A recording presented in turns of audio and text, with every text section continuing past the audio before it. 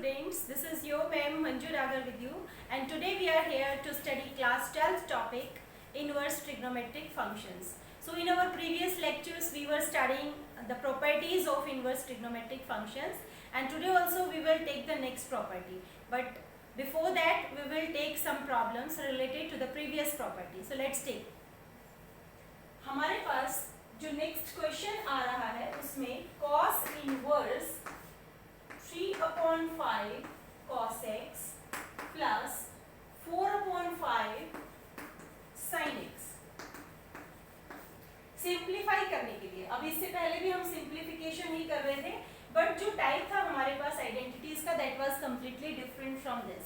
सो आज जो हम ये सीखने जा रहे हैं इसमें आपको नोट क्या करना है कि यहाँ पर बाहर में जो है वो आपके पास इनवर्स फंक्शन कौन सा है।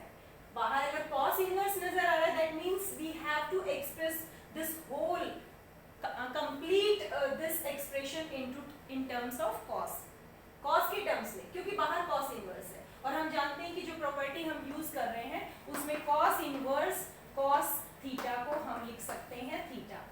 ये प्रॉपर्टीज का हम इस्तेमाल कर रहे हैं। तो आपको इस प्रॉपर्टी को यूज करने के लिए first work that you have to do is to convert this expression in the form of cosine के फॉर्म में कन्वर्ट करना है। तो कैसे बढ़ेंगे हम, आप सपोज कीजिए इनको आप कुछ मान सकते हैं। Let 3/5 is equal to r cos theta and 4/5 is equal to r sin theta. We can suppose like this. जो हमारे पास कांस्टेंट टर्म थी वो किसी ना किसी का तो cos होगा, हमने उसको इस तरीके से r cos थीटा मान लिया है, और ये टर्म भी हमने इसको जो नाम दिया है वो दिया है r sin थीटा। तो अब आप क्या कर सकते हैं, देखिए इस r की और थीटा की दोनों की वैल्यूज आपको चाहिए।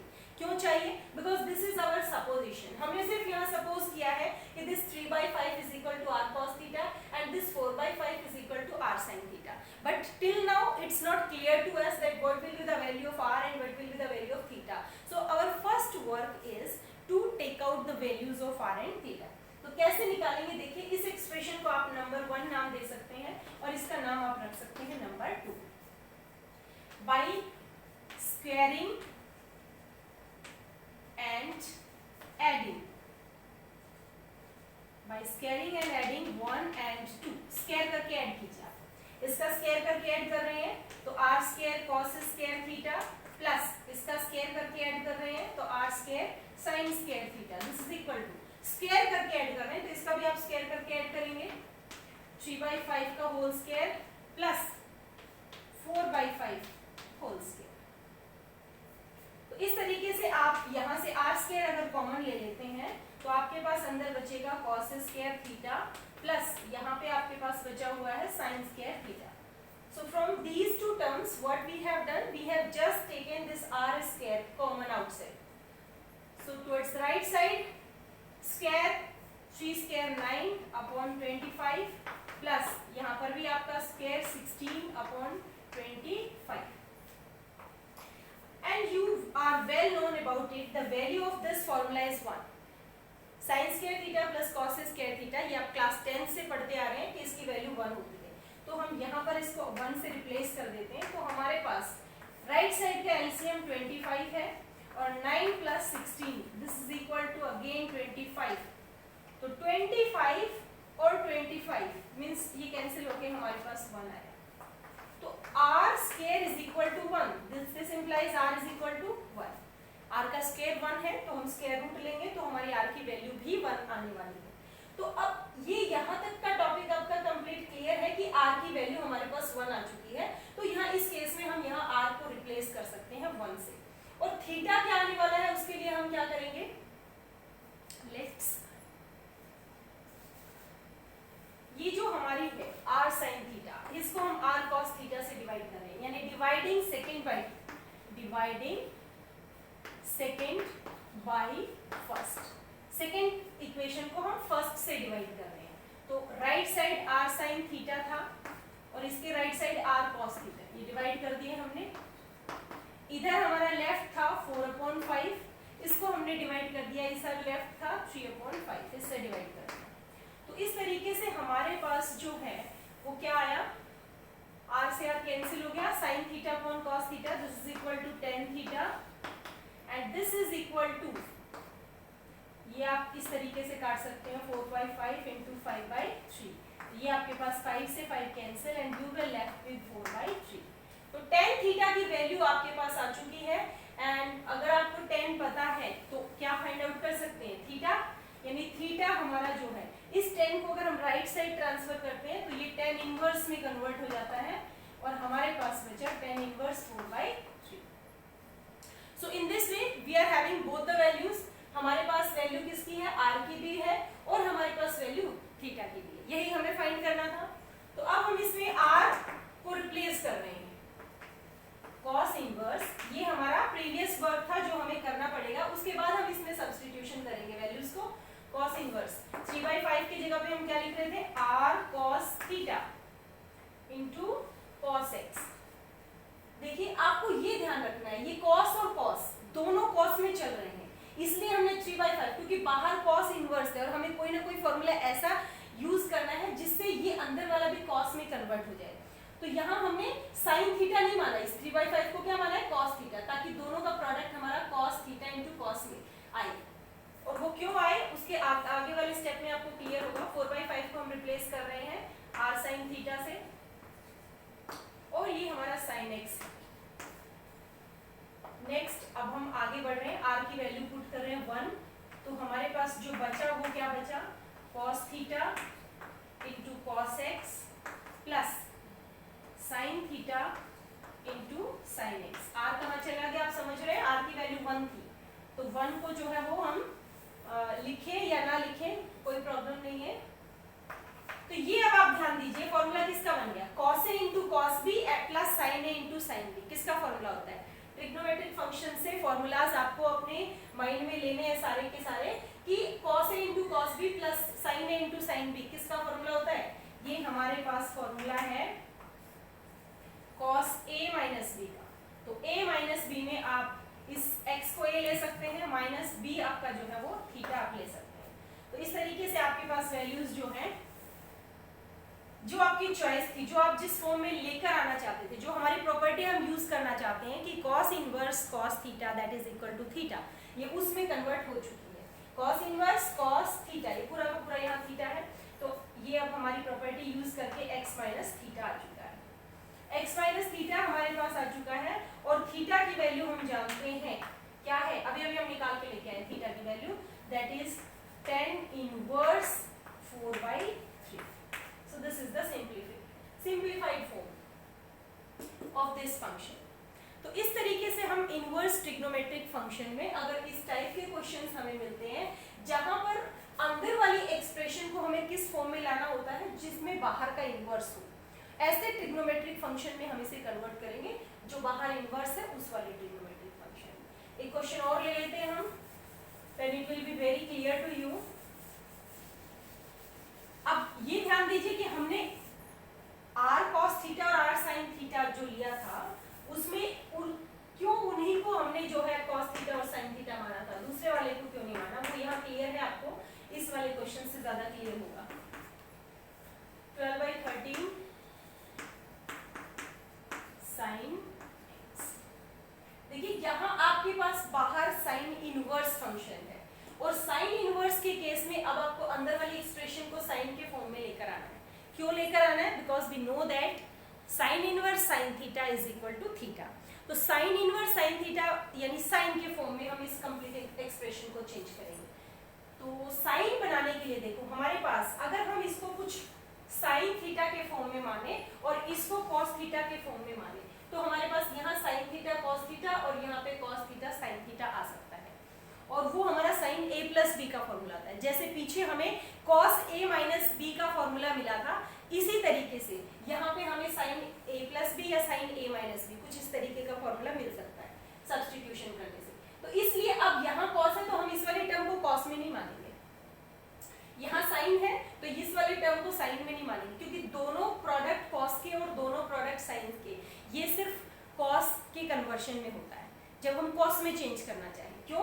क्योंकि आप फॉर्मूले को जानते हो कि ट्रिग्नोमेट्रिक फॉर्मूलाज में cos a into cos b plus sine A into sine B हो, या cos A into cos B minus sine A into sine B हो, दोनों ही केस में हमारा फंक्शन कॉस ए माइनस बी या कॉस ए प्लस बी में जाएगा।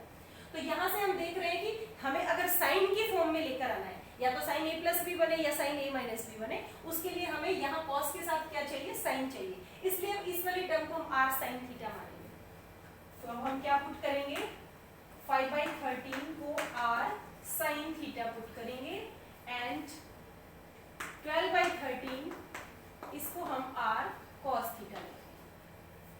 Now I think it's very clear to everybody that why we have taken this 5/13 r sin theta and 12/13 as r cos theta. क्यों लिया है वो आपको क्लियर हो जाना चाहिए। सेम मेथड अप्लाई करेंगे। This is your first and this one is your second equation. So by squaring and adding, first and second we get, क्या मिलेगा स्क्वायरिंग और एडिंग करने से, R square sine square theta और इधर से R square cos square theta मिल रहा है आपको। इसका स्क्वायर करके ऐड कर रहे हैं हम, 5 × 25 upon 169 plus 144 upon 169। Again r square can be taken outside because it's common among these two terms. So inside we will left with sin square theta plus cos square theta. This is equal to 169 is your LCM, 25 plus 144. This is equal to 169 upon 169 and again equal to 1. Means ये value हमारी 1 है क्योंकि sin square theta plus cos square theta again 1 होता है। तो r square हमारे पास 1 आ गया। This implies r is equal to 1. तो r की वैल्यू हमारी 1 आ चुकी है। Similarly, whatever we have done in the previous question, we will take the same steps here also. Second को फर्स्ट से डिवाइड करेंगे। Now, by dividing second by first, second हमारी क्या है, not second by first, first by second, क्योंकि हम are sine theta को ऊपर रखना चाहते हैं, इसलिए इस बार हमने फर्स्ट को सेकेंड से डिवाइड किया है। R sine theta upon r cos theta, this is equal to 5/13 upon 12/13। तो आप इसको आर से आप कैंसिल कर सकते हैं। tan theta is equal to 5/13 into 13/12. This is equal to 5/12. तो आपके पास tan थीटा 5/12 आ चुका है। इसका मतलब थीटा आएगा tan इनवर्स 5/12। तो अब आप जो है वो रिप्लेसमेंट करेंगे। क्या करेंगे? रिप्लेसमेंट। जो हमने माना है उसको हम पुट करेंगे हमारे गिवन एक्सप्रेशन के अंदर। तो गिवन एक्सप्रेशन में हमारे पास साइन इनवर्स 5/13 को रिप्लेस कर रहे हैं r साइन थीटा से, cos x है साथ में, प्लस 12/13 को रिप्लेस कर रहे हैं r cos theta sine x साथ में। तो r की वैल्यू हमारी 1 है, इसलिए नेक्स्ट स्टेप में हम इसे 1 पुट करके हमें मिलेगा sine theta cos x plus cos theta sine x। तो ये हमारा फॉर्मूला जो है वो किसका बन चुका है, आप देख रहे हैं, sine A into cos B plus cos A into sine B. किसका फॉर्मूला बन चुका है ये हमारे पास, ये फॉर्मूला है हमारा साइन ए प्लस बी का। तो sine inverse sine theta plus x, क्योंकि ए हमारे पास थीटा है और बी हमारे पास एक्स है, तो ये sine a cos B plus cos a sine b, sine a plus b का फॉर्मूला यहाँ कन्वर्ट हो चुका है। और sine inverse sine theta is equal to theta, theta plus x, theta की वैल्यू वापस लेकर आ रहे हैं हम। थीटा हमारा था tan inverse 5/12 plus x. So this is the simplified form. So next question,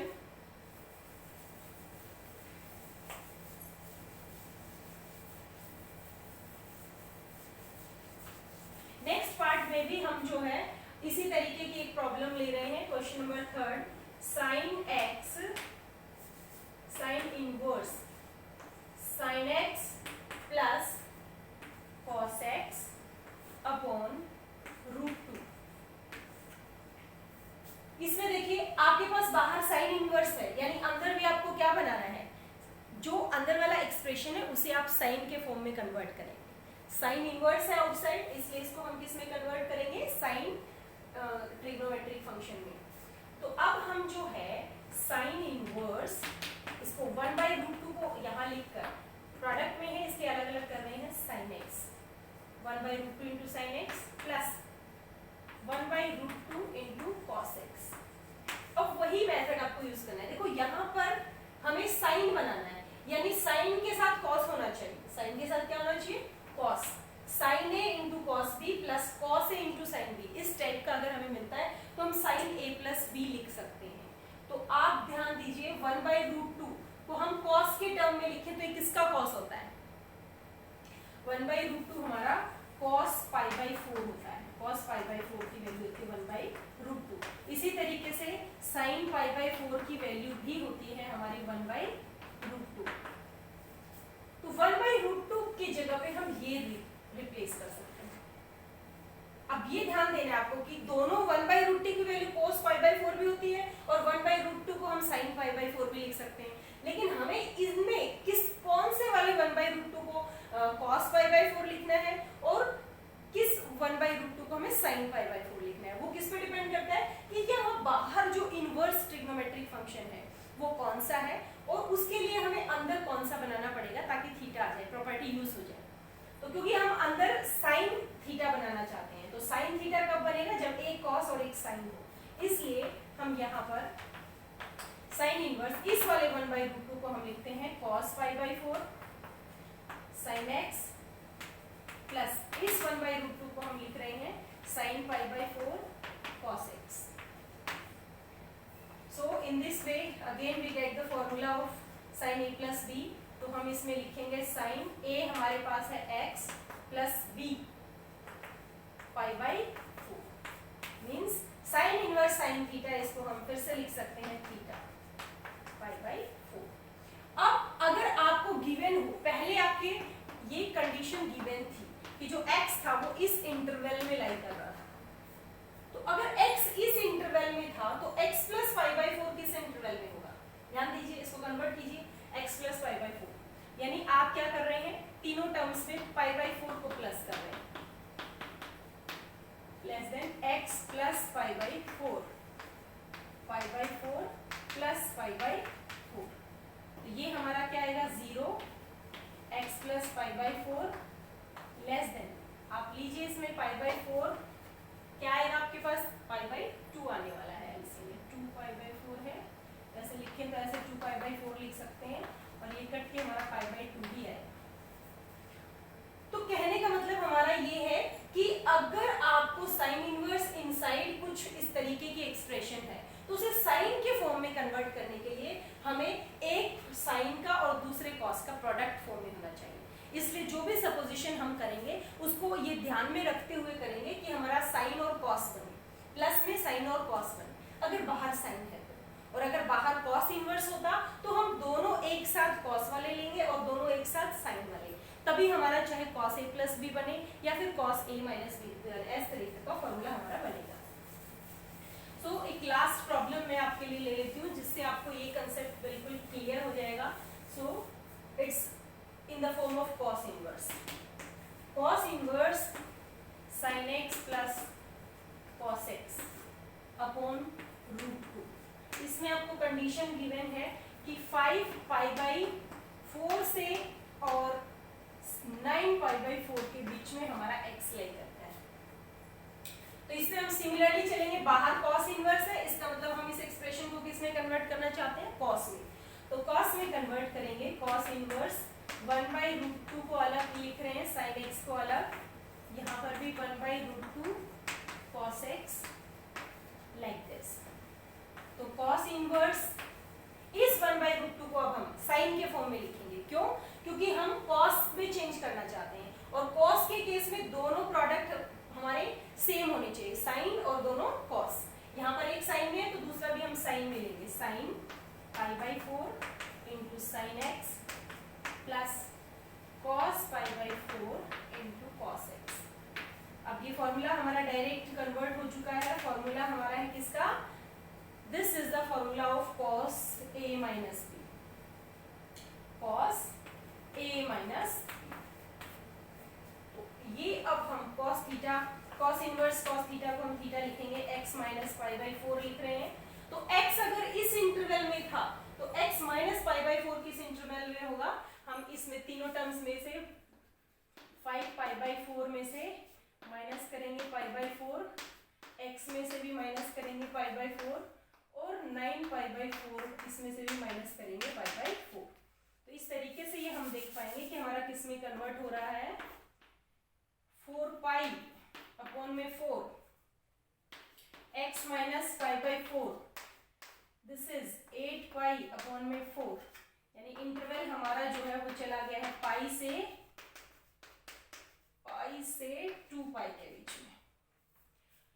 So in this way we can solve more and more problems related to the simplification of inverse trigonometric functions. So I think that's enough for today's lecture. Thank you my dear students.